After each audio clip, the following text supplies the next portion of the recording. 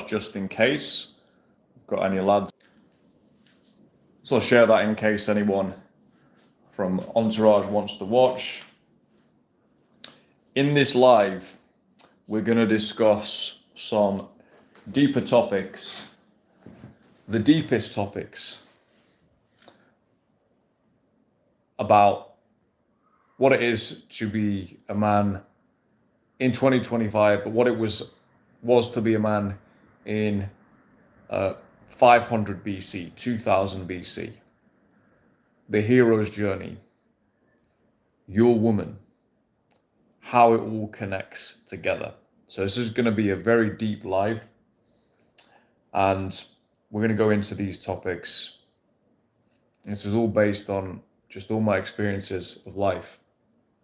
So that's all on the way.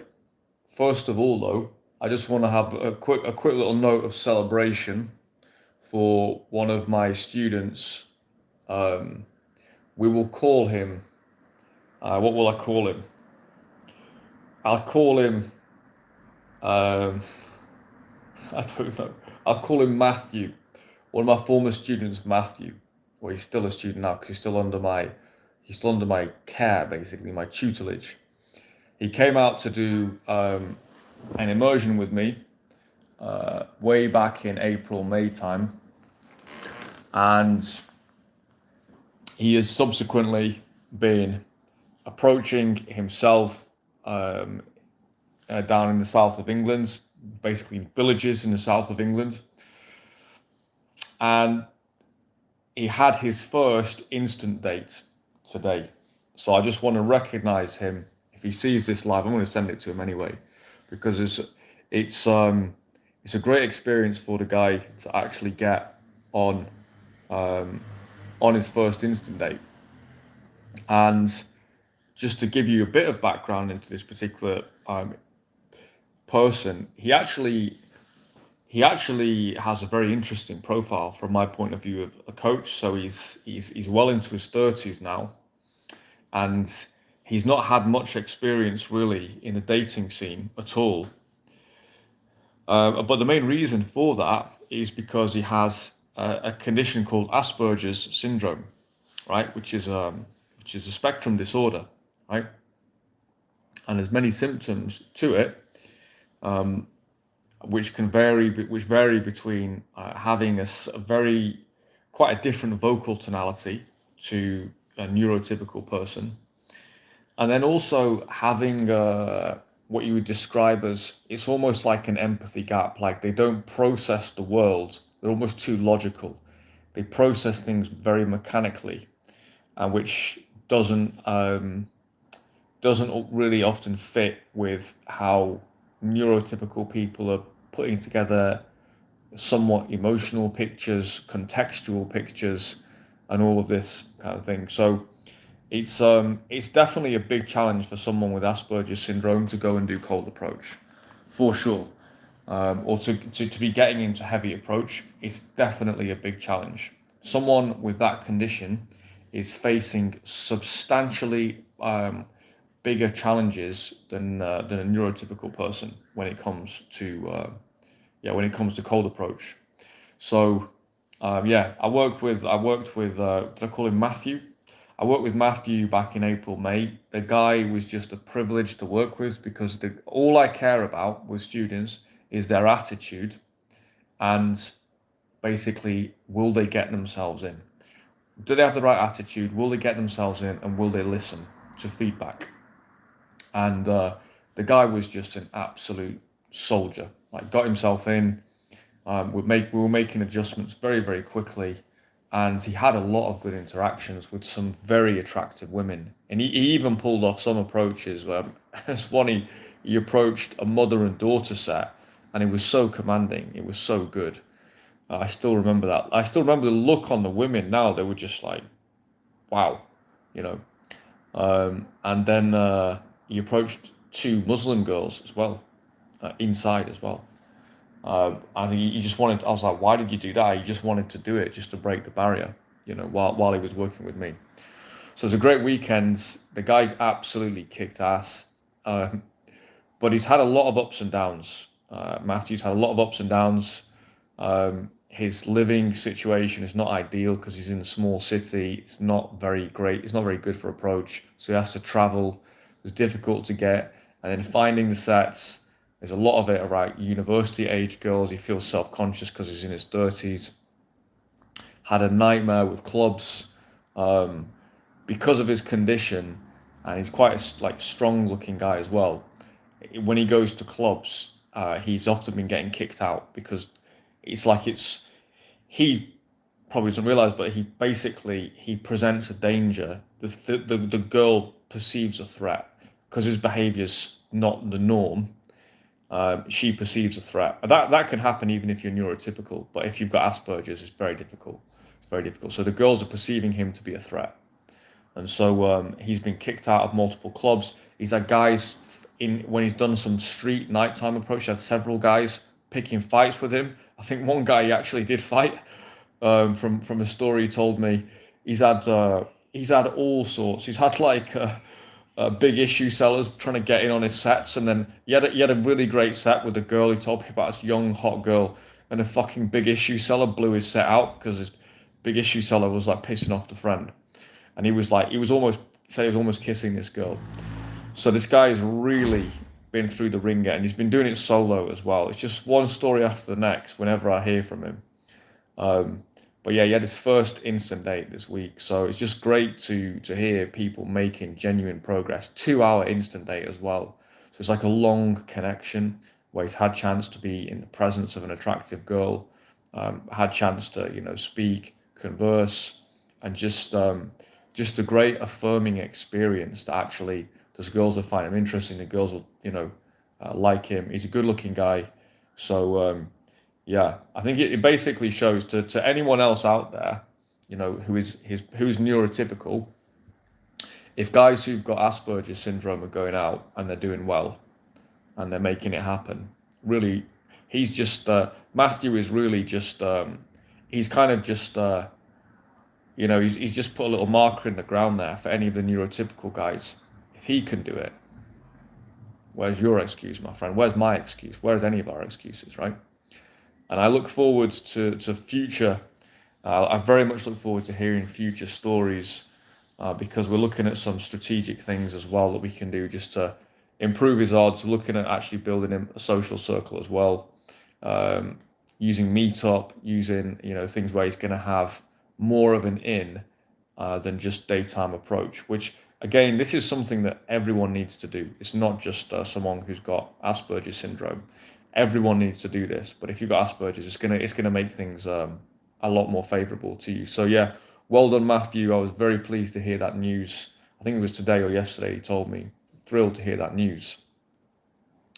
But yeah, the theme of the live. Anyway, to get back to that, well, actually, it links perfectly to the theme of the live because Matthew is a classic example of a man who has embarked upon his own hero's journey.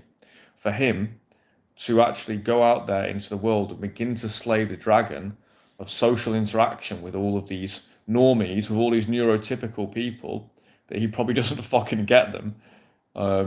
That is actually a big dragon for him to slay. Coming up to Manchester from the south, doing a 2-day immersion. He did about 40, 50 approaches in 2 days. That's a big dragon to slay. Going out to clubs, getting kicked out of clubs. It's like fucking Hercules, right? There's fucking 12 trials of Hercules. It really is for this guy. And yeah, he's going to keep going. So it's a perfect example. And this is the story of man. The story of man, the hero's journey. A man who is the individual man who is called. And he's called to set off, to set sail out onto the horizon, across the waves, into the amber sunlight, and onwards through the dark nights, to new lands, to new pastures, to slay the dragons, to trick the Cyclops, to kill the Minotaurs. It's the hero's journey, right? And cold approach is a great way for men to begin a hero journey. It's maybe one of the trials, and for some guys it's the trial. It is the hero's journey itself. I think for all of us, it's a big part of it. But actually, it goes beyond that. It goes beyond that. It's not just approach. I think I'm at a point now where cold approach is no longer so much a hero's journey for me. It was at the start. Daytime approach definitely was, but now it's much more routine. It's much more integrated. I've just come back from a date tonight. She was a girl I met in cold approach. I was on a date on Wednesday. A girl I met in cold approach.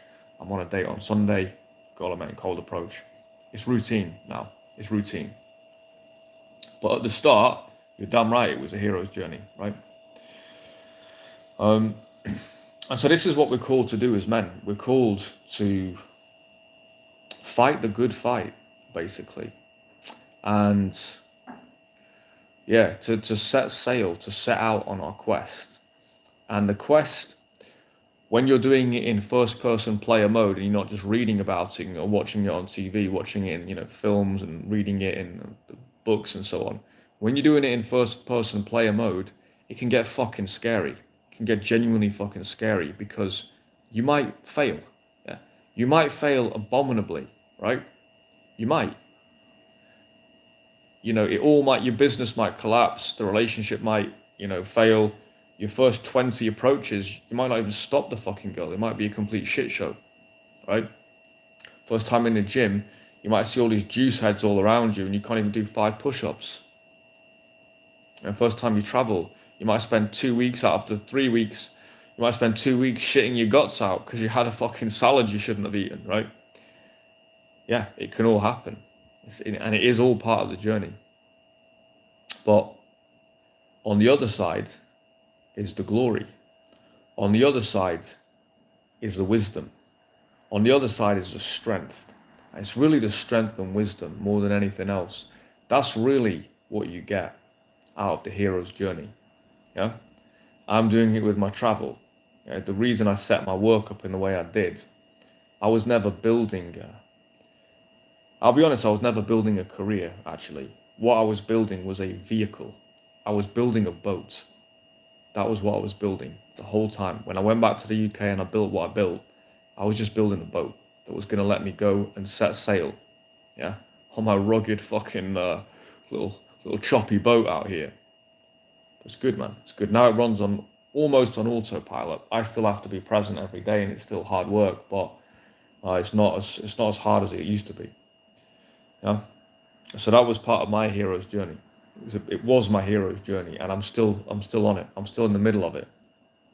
And you'll have yours. You guys will have yours out there. Yeah, things that scare you. Things that scare you. It has to scare you ultimately. And also, full disclosure, there are aspects of my journey that I've still not embarked on out of fear. There's a couple of things I need to do, but I'm still afraid to do them because it takes me into it's nothing social. The social sphere is conquered, but there are other things that I'm afraid to do. So yeah, it's ongoing. It's ongoing. I know they're the dragons. I'm gonna need to just hit at some point. But yeah, the fear is the fact some of these things could completely wipe me out. So that's the fear, right? But yeah, you just keep taking, you keep building yourself up. So yeah, what is your fear, brother? What is the thing that you know you need to do that you're not currently doing? What dragons are there out there that you need to slay? And I think being strategic with it as well. Don't try and slay them all at once. For fuck's sakes, it's not a good idea. There's only so much your system can take on. I'm talking about this with Sinner today. We're talking about the getting off any addictive substances, which is like we're both in a process there. One of them is caffeine, right? The no-fap stuff, semen retention, yeah, getting off porn, getting off caffeine, getting off alcohol, getting off cigarettes, getting off drugs, getting off gambling, getting off your phone, yeah? All of this stuff that just completely hijacks your dopamine system, batters it, right? Yeah, but if you try and do it all at once, you're probably going to fail. You're probably going to fail. You try and quit everything all at once, you're going to fail. So like, you're quitting cigarettes, don't try and quit coffee the same month. No way. It's a very bad idea. Give it 3 or 4 months at least.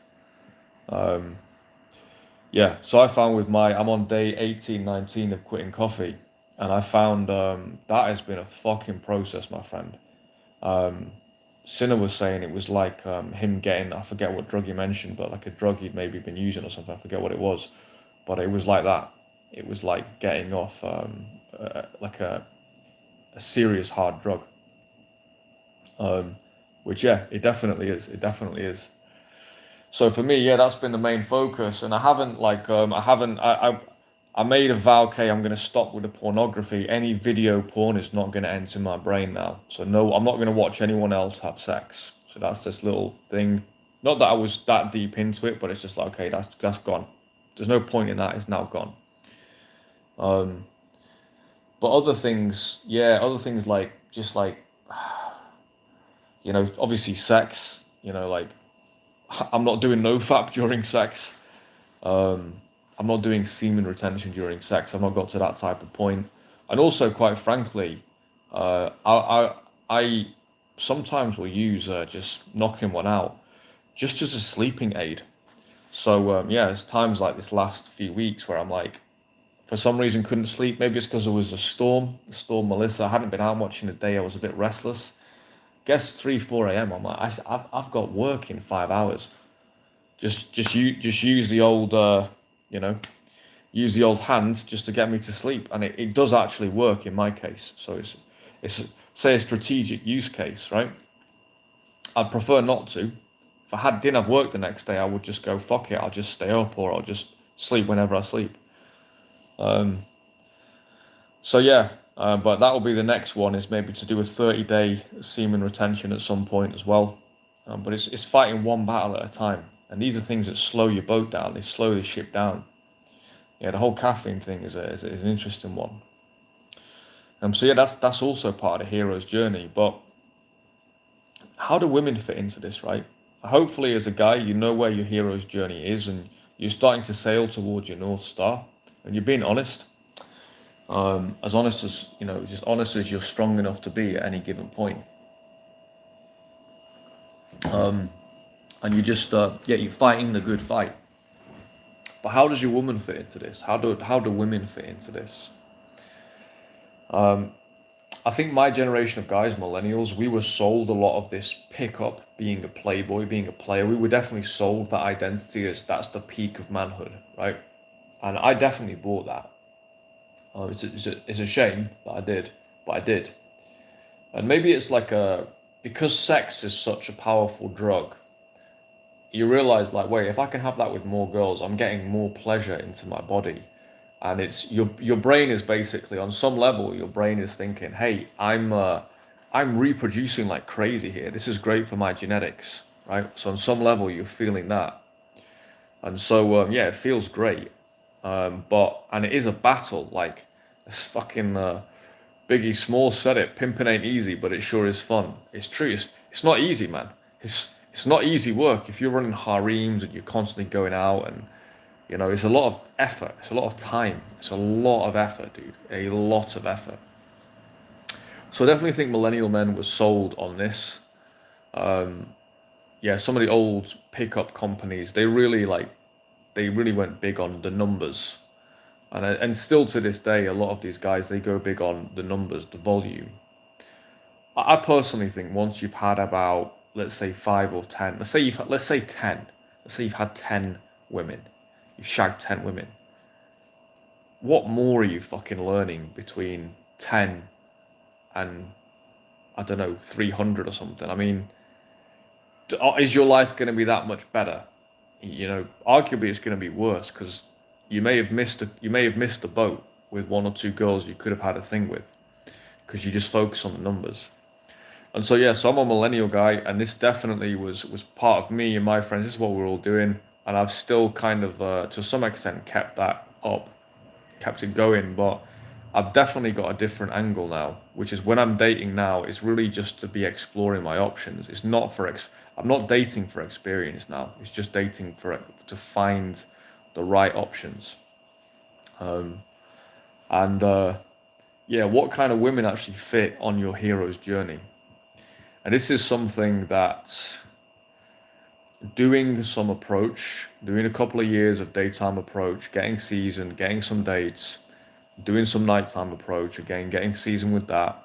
You can do all of this within a few years, get all of that out of your system. Because what that will teach you, the more you're actually exposed to women, the more women you date, the more women you're exposed to. You don't need to sleep with all these girls. But the more obvious it becomes that the vast majority of women are not for you. The vast majority of them are just not for you. They're for somebody else. They're someone else's girl. The vast majority of women you go over and speak to, the vast majority of women you date, you know, it honestly it can be very disappointing actually, because it's all exciting to go over to them, and then you realize actually when you get a bit closer, it's like, Dad, they're not even that attractive. Or you speak to them and it's actually they're fucking boring. Or then you get with them and it's like, this is not really what I'm wanting, the body wise, right? And so, and then in terms of personality and then the whole compatibility, right? So when you find those women where it all lines up, the sex lines up, the mentality lines up, everything lines up, and they support you on the hero's journey, you don't just put those women in the same category with all the rest and say, oh, I can just replace her. No, you can't. No, you can't. Yeah, you can move on. You're not a simp. But some women are special. Some women are built to be special for you. It just is what it is. So I'll tell you about I was on a date tonight. 22-year-old nurse, decent looking, all good on paper. But when she came out, I was like, yeah, she's not quite as good looking as I was seeing in some of she was putting up some new pictures. She's got like a new haircut and stuff, and I approached her about a month ago, and I could remember the approach, but I was like, I can't really remember. And she looked good, but not as good as I was thinking. And then her posture wasn't that great either. And then just conversation and stuff, and it was an average date, nothing special. Had a nice time with her. We had a good time. But I'm just like, yeah, that I won't be. There's no way I'm seeing that girl again. I'm not seeing her again. And the gulf between her and, let's say, one of my exes, who I'm going to go into the details, or the girl I actually like at the moment, the gulf is so big. The gulf is massive. It's not like a comparable thing where like, oh, she's a 7 and she's an 8. It's like this is like a 7 and that's like a 7,000. That's how big the gulf is, right? Because all these things work in synergy. All these things work in synergy. It's looks, it's personality. For me, I like an interchange of ideas. So if a woman actually has original thoughts, God forbid, right? Because a lot of women don't, a lot of men don't either, but a lot of women. I think men are more original thinkers than women. A lot of women are just total NPCs. And yeah, you can still vibe with them and stuff like that, but they're just so programmed and stupid, basically. I can't be around women like that, really. The girls I'm around, they are original thinkers. They're original thinkers. They think for themselves, they feel for themselves. They don't just go along with all the social programming. Obviously, like some things we're all going to go along with, right? We're all getting dressed before we go out of the house, right? We are socially programmed to a point. But girls who think for themselves, they say things to me and I'm like, that's interesting. And the difference between that and a girl who just like a lot of these educated midwits in the West, all they just say is just program bullshit. It's just so stupid, thick morons. It's incredible sometimes. You find girls with like much lower levels of edumacation, whatever that fucking means in the modern world. And they actually have thoughts for themselves. They can actually think and articulate their thoughts. And their thoughts actually map onto reality as opposed to this some fake bullshit, right, that they've learned. Right? So I like girls like this. I get on very well with Dominican girls, some Brazilian girls, some African girls, some girls in the Balkans, definitely some of the Serbian girls. I just get on with these girls. Latinas are definitely, I get on well with the best. I get on well with them the most because I want feminine women, they want masculine men. I aspire, and I am a masculine guy, so it fits. We're a good fit for each other, right? I when I go back to the UK, some of the fucking shit I see is just fucking bizarre, dude. It's bizarre. It's a lot of people are very lost, lost the roles and so on. So yeah, I fit into this culture here anyway. Um, but yeah, the girls I actually vibe with, they're stratospherically different. There's no comparison really. There's no comparison. I can't even imagine dating an English girl, to be honest. Like what that would be, it would be torture for me actually at this point. Um, yeah, I still managed to find some good ones in the past, but it's just not as competitive as I've found in other places. So yeah, so these girls who can partake in your hero's journey, who can be your ride or die. I've never heard it better put than Nietzsche. Man exists for war, woman for the man exists for war, woman for the recreation of the warrior. That is the model for deeply satisfying relationships. It doesn't have to be physical war, obviously, it's metaphorical, right?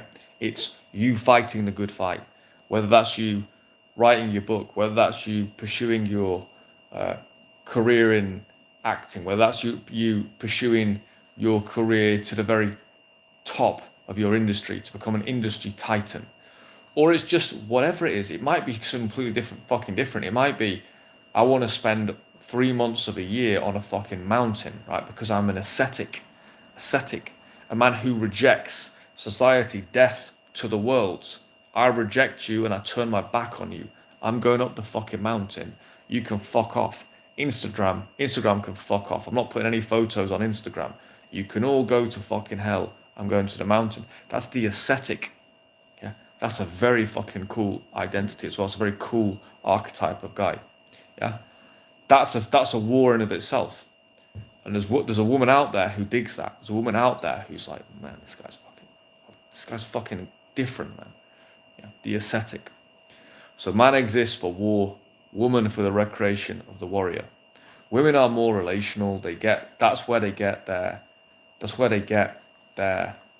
um, their feels basically. That's where they get their satisfaction. Do women go on a hero's journey and stuff? Honestly, I've seen the ones that do go on a hero's journey. A lot of them just end up fucking severely mentally ill. Like yeah, they go on a corporate hero's journey by 40. You want to see a depressed person who's faking being happy? Speak to 40-year-olds.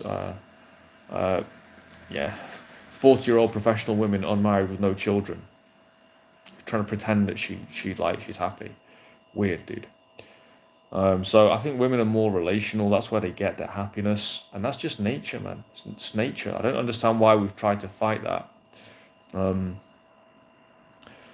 so yeah, finding the right woman, and most of these women that you meet, they're nowhere near qualified to be an asset to you on your hero's journey. Nowhere near, dude. Nowhere near. Um, And so yeah, especially for guys, like once you've been doing approach for a couple of years, you've had some sexual experiences, let's say 5 or let's say 10. 10 is seasoned, man. 10 is you're sleeping with 10 different people. I know there's people who sleep with thousands, right? But 10 is still like it's 10 separate different women. You've probably banged a tall girl, a girl with big tits, a skinny girl, a blonde girl, a darker girl, whatever. You've had some variety. Yeah, that's actually enough. Eventually, it all just becomes a big fucking blur, right? So, yeah, maybe if you wanted to fucking teach pickup or something, maybe you'd probably want a few more in the tank, or you wanted to teach something. But even then, I don't know. But let's say you've had your 10, you've sowed your wild oats, then you're really identifying, okay, who is going to be with me on this journey? Who is going to be there with me on this journey? Who is my ride or die girl? Yeah. And it should be so obvious that any other woman should just become quite intolerable to you, to be honest. Um, so yeah, this is part of the realization process. So if you're younger, your 20s, your 30s, early 30s, don't think you have to shag your way through your whole life just in order to have enough experience to have a girlfriend. That's just or a wife. You don't. You don't, and you may miss out on good opportunities. So now I look back on a couple of relationships in the past and I go, that was an opportunity there. That was an opportunity, a genuine opportunity. I had two relationships when I was 35 at the same time, the two loves of my life. And I definitely look at those now and go, fucking hell, dude. One of those girls, was this not enough? But I actually think because I'd only just started cold approach solo, like learning it for myself before I'd met the entourage, before I'd met my mentor Christian in cold approach. Um, I was doing bits and pieces myself. I'd done the club stuff in the past. I'd just started to travel. The world was expanding before me. And I feel like there may be more out there. There may be someone even better out there. But now I've actually done the approaches, had all the interactions and stuff, I'm kind of like, meh, those girls were actually fucking great, to be honest. I've still, even after everything I've done, I've equaled those girls, but I haven't superseded them because they were both original thinkers. They were attractive. One of them had a fucking sensational body. Um, and yeah, but they were both attractive and just original thinkers, good values, types of women that like under the right circumstances, yeah, I would enjoy having a family probably with a woman like that. It would be endless enjoyment. Or there'll be difficulties as well, obviously, but like, yeah. And the reason I didn't take those opportunities partly was because I'd only just started the travel lifestyle and I wanted to continue it. And it wasn't really practical, basically, to continue those relationships. But also because I did feel there may be something better out there for me. And yeah, that's proven to be not the case. What I found is girls who are about equal. I suppose the difference now is I know that I've got a different kind of knowledge where I do know on any given day, I can go out on any day in almost any country and I can probably pick up a number at least. And after a few days, some of those I'm going to get dates. Out here, I'm going to get dates or constantly every day. So I know that now, which I didn't have that security in myself, even at 35, even having been a club promoter, even having put it about a fair amount. I still felt there was a big missing link because I couldn't do daytime approach. I felt it was a social skill I was lacking. I saw Italian guys, Brazilian guys, Dominican guys do it, Spanish guys, and I could barely do it. Yeah, once I actually got that skill, that confidence, that feel, it's kind of settled me now. I can just kind of like, I can make a choice now. So like the girl tonight, she wasn't the right girl. I'm not going to try and bang her just to get another notch. What if she falls in love with me? What if she starts to really like me? Yeah, it's cruel. It's cruel just to lead a girl along just for a shag. At my fucking age of 40, like I've fucking done that in the past. I don't need to do it anymore. So I did kiss her to be fair, but it was like to try the kiss because she was looking. There was at one point the moonlight like caught her face and stuff. We were under the battlements, right, on Columbus's like battlements here in Santo Domingo, and it was a great moment. I was like, I've got to kiss her here. I feel like she was almost waiting for me to kiss her as well, and the kiss wasn't that good. I was just like, okay, fine, I'm gonna send you home. Right, but no one. It's a nice little thing for her to have a kiss, but it's not like she's probably slept with less than 3 guys. That girl I was with tonight, maybe only one.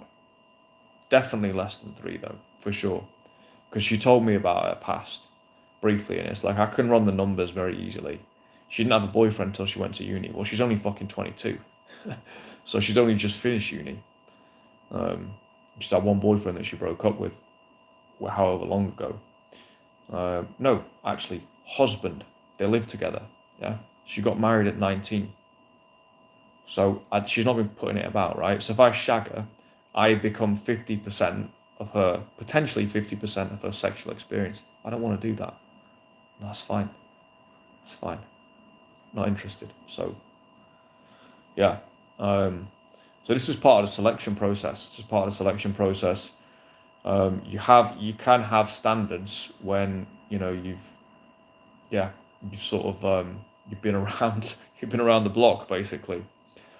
So for me now, like even with daytime approach, I'll still do bits and pieces. Might even do some tomorrow, but it's actually more about now targeted approach. So for me now, um, just to continue as a discipline of approach, targeting like modeling agencies and things like that.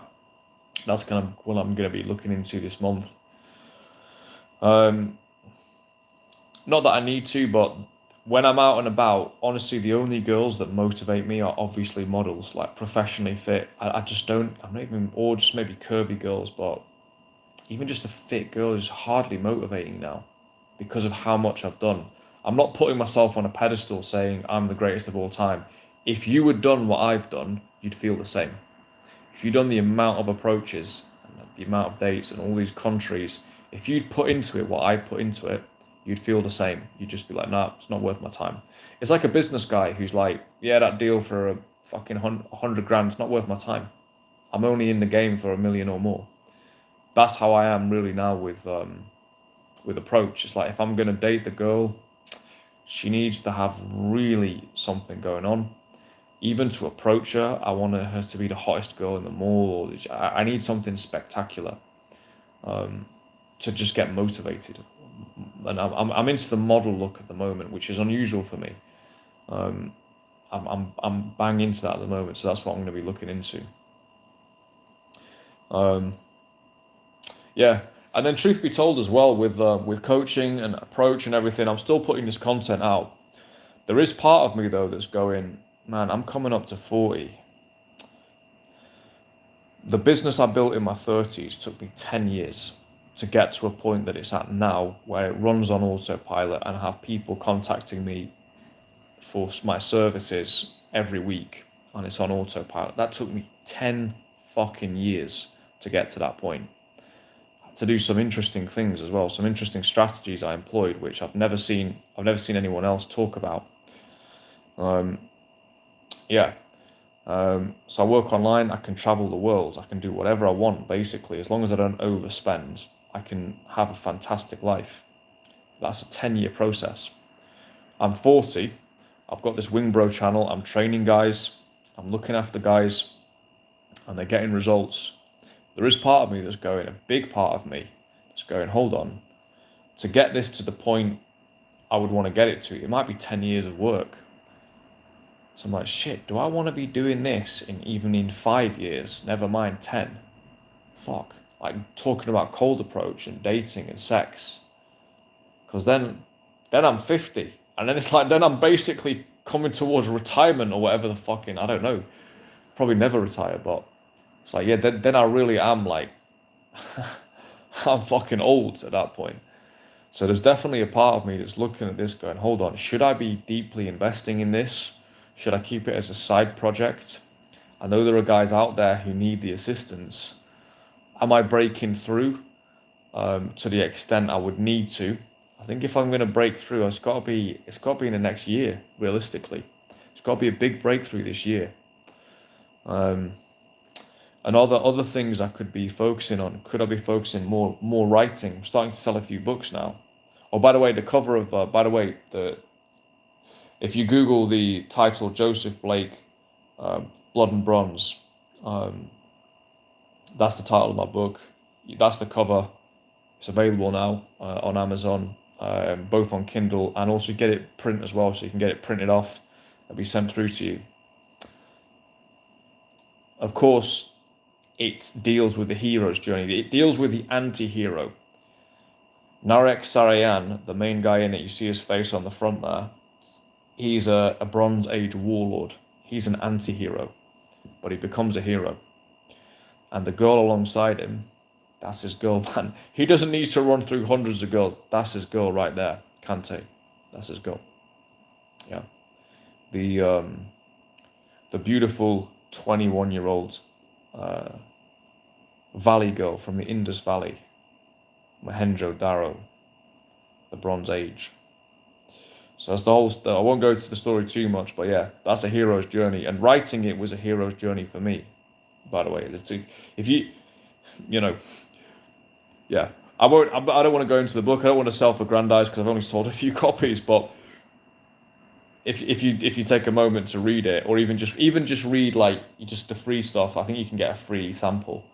Read that and be like, yeah, I think you probably have to conclude, yeah, this probably took some work to write this. It's a long process, right? It's a great process. Just like cold approach, it's like you start off with enthusiasm, then you go out into the wilderness, you're in the middle of the fucking book, and it's like, oh my God, now there's no going back. I can't even stop even if I want to. And then you come drawing towards a close, and it's like taking longer and longer and longer. It took about 3 years, I think, to write the first draft. Obviously, I had I had my business going on, I had my club promotion going on, I had loads of shit going on. But I would religiously write for at least 2 hours a week for 3 years. And yeah, it took me 3 years to write the first draft, or maybe at least two, but I think it was three. Um, and then another like couple of years to fucking edit it. So yeah, it's a long process, and it was a hero's journey in of itself. And the book traces the anti-hero who becomes the hero. But yeah, cold approach. You start off with enthusiasm. You've got your boys with you, and then all of a sudden you're out in Salvador de Bahia 2 months in, getting your balls kicked in, days and days on end. Or you're out in fucking Sarajevo, Bosnia in November 2024, freezing your nuts off, doing cold approach solo in Sarajevo in November. Yeah? That's how the Wing Bro was born. That's why I definitely feel qualified to teach this. If you can go and do a solo session and get 10 approaches in Sarajevo, Bosnia, you can fucking teach cold approach, believe me. You can get 1 or 2 numbers out of that session. Trust me, you're good enough to teach. So yeah, so there's a hero's journey there. And but yeah, the question I have for myself is to bring this to fruition to where it would need to go economically. So it's a real process. There's 50 things I need to have in place. I've got very little in place at the moment other than the knowledge. The knowledge I've got, but everything else is going to take quite a bit of time. So do I have that time? That's my question. Can I invest 10 years into Wing Bro? That's my genuine question. Yeah, this is, by the way, this is not fake scarcity. I may only be in this for another year. That is a possibility. I don't know. In terms of the approach stuff, yeah, we'll see. We'll see. And there are other things I'm looking at going, the guys, should I spend more time writing? Is that, even if it's not as economically fruitful, is that what I need to leave behind in the world is 3 more books? And when I die, I go, that's it. That's my life's work there. Future generations, this is what Joseph Blake was saying in 2025. What do you think? Maybe it lasts another 50 years, maybe it lasts another 5 years, or maybe my family reads it, Definitely that book, the book that I wrote was a marker for my life. That book, Blood and Bronze, is a marker for my life. To me, it feels like way more than just a book. It's like, here you go, here is my blood that I've spilled on this page for anyone who reads it and who gives me the privilege of having them as a reader. I spilled blood for you, absolutely, to create that thing. So should I do more of that? Should I do more travel and live an ascetic life where I know my business that I've got now, it's a good business, but it's a limited business. It's very limited, but it's good. It's fully remote. It's operational. Should I just focus on that? Is ultimately that what I need? Is that what I need to be doing? Or should I focus all in on the Wing Bro? Or is there something else? One of the things I've been thinking is one of the issues guys are having, a big issue, is identity and state. Guys identify basically as a guy who doesn't get women, and they cope about it, and they can't get themselves into the right state, which is the right state is a relaxed state. Okay, it's a relaxed, calm, confident, sexy state. That's what you need to be doing in your approach. And I actually have learned tools that I paid a lot of money for from the best practitioner in the world, Phil Parker, best NLP guy in the world. He's trained with the best guys. The NLP movement is, it really is like the crowning jewel in all psychotherapy and all human development. NLP is the crowning jewel of all of it. Neuro-linguistic programming, right? It is an incredible tool, incredible.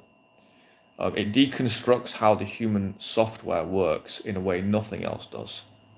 And if you look at psychotherapy, look at Freudian psychotherapy. Freud was a complete fraud. Most of his theories are pure bullshit. Like the idea we're all just driven by sex, we want to fuck our mothers. It's all just weird bullshit. Okay, complete fraud, right? Total fraud. And the idea you can just sit on a couch and talk your way through problems, it doesn't fucking work.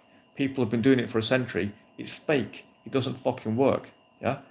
Therapy, if it has any utility, I've done therapy a few times, it has utility for 5 sessions. Or the only utility is just getting a second learned person to give you a second angle, to challenge you on a few things, to give you a perspective. That's the only utility of it, right? It can't get you better. And if you look at psychotherapy, has been around for about 150 years, right?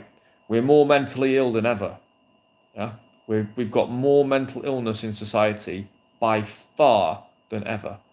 In the time where we have so much knowledge about psychotherapy, about trauma, yeah, about healing, about releasing your whatever it is, releasing your fucking, I don't know, your repressed instincts or something. We've got more mental illness now than at any point ever in history. Masses of people on antidepressants, masses of, you know what?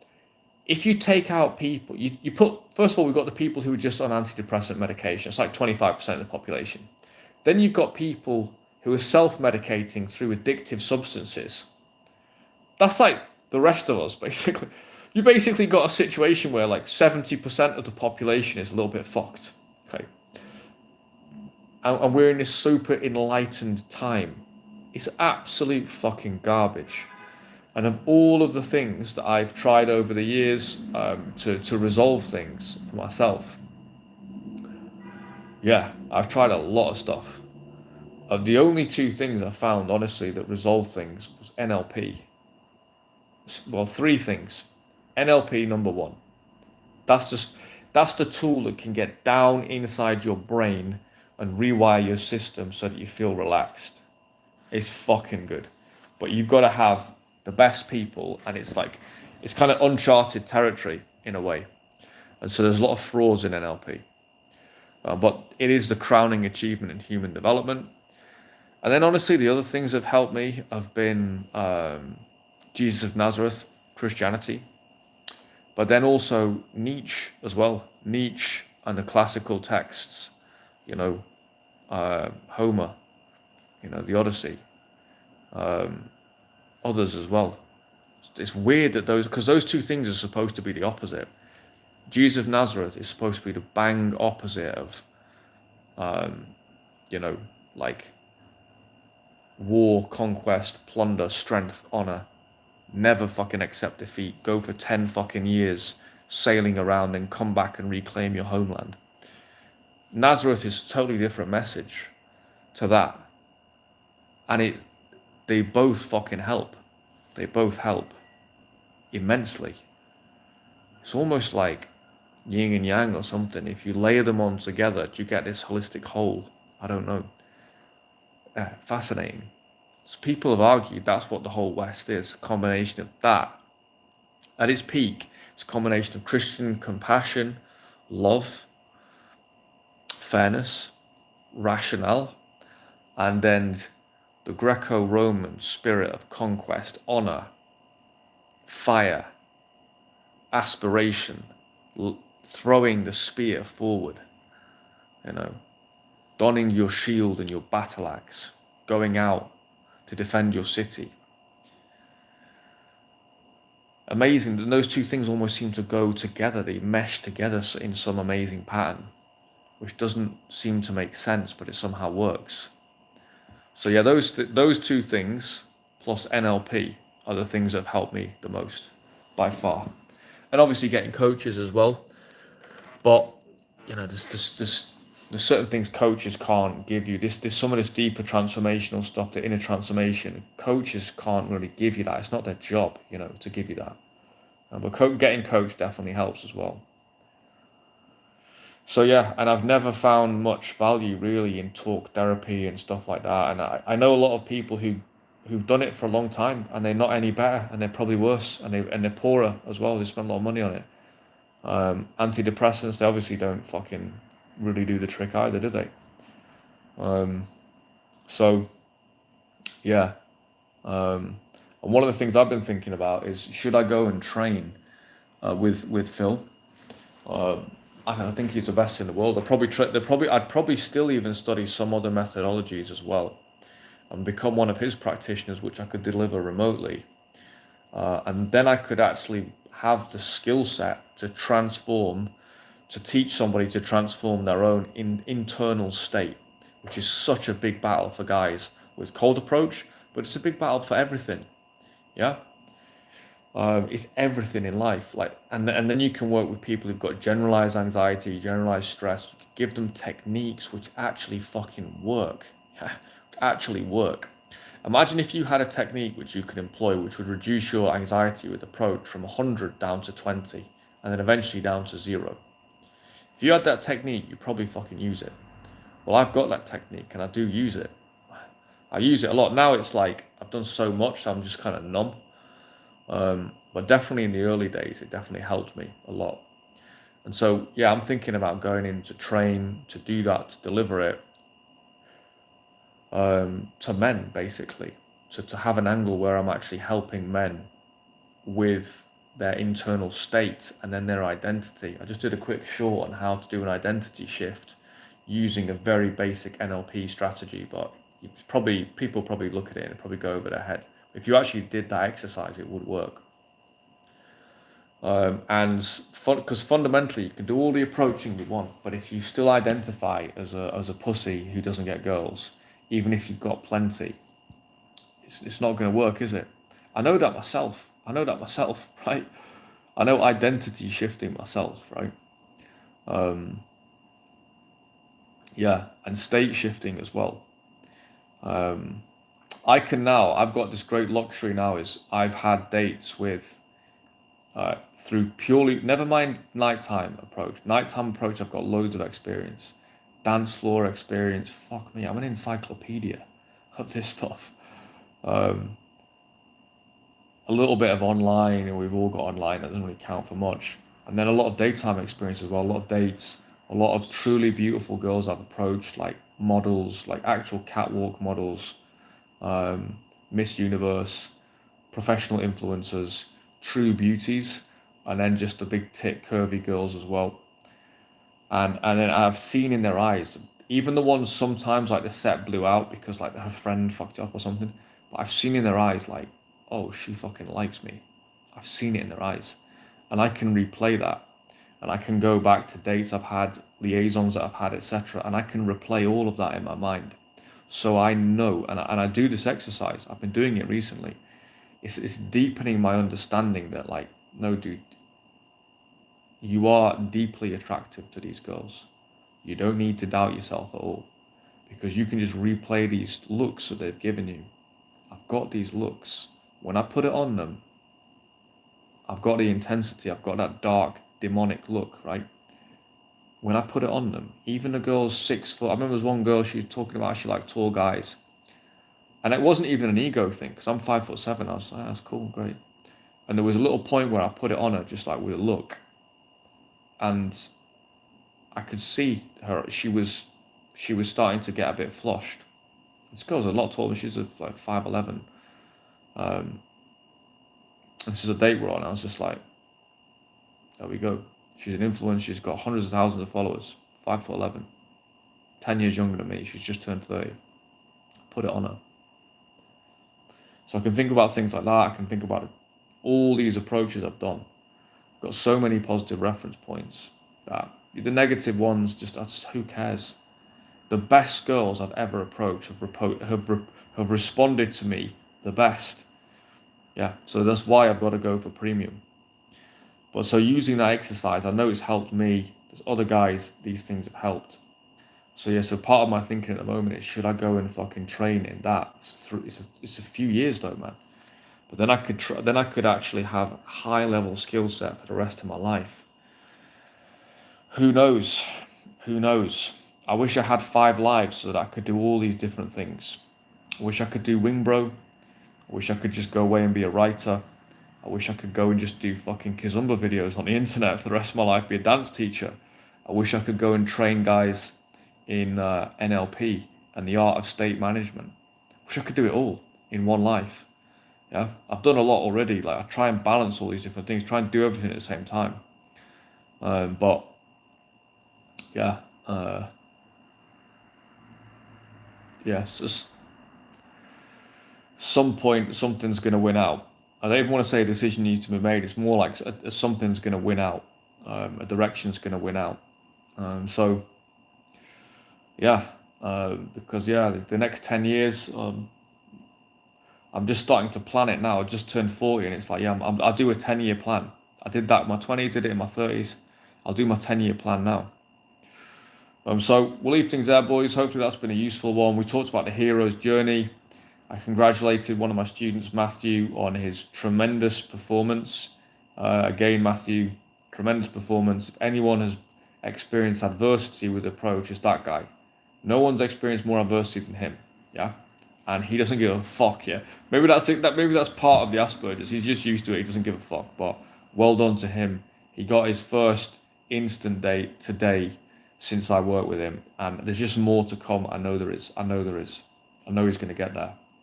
And then other students as well, hopefully, other former students, use that as inspiration if you guys catch this. Because yeah, guys have been getting success, but like, trust me, yeah, like no one's had to push harder. I can't even tell all the stories because some of them are just so funny, but no one's had to push harder than Matthew, and he's on his way. He's on his way. He's on his way to the promised land. I know it.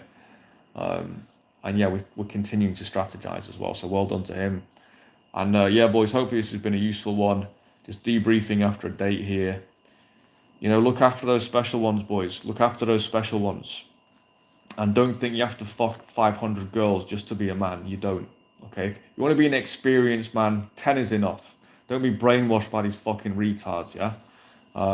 To a point, I was brainwashed when I was younger. So I'll hold my hand up and say I got brainwashed. I didn't get brainwashed on some things, but I got brainwashed on some things. I'm a millennial. We got brainwashed on some shit. Young kids now getting brainwashed on looks maxing. We all got brainwashed. Yeah, I got brainwashed on this. You need to be a pimp with 500 girlfriends. Whatever. It is what it is. So I'll leave things there, boys. Take it easy. It's been a cheeky little hour.